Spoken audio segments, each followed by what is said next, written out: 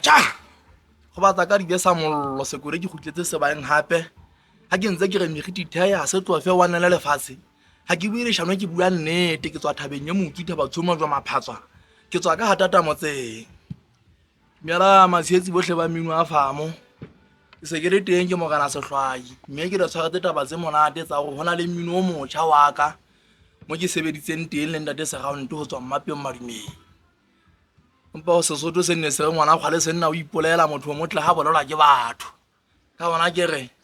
dulang le lebeletse jolo ka mehla ke se ke di teng ka hona Basotho ba eso ke re le tanse ka thata re tanse ka mahetla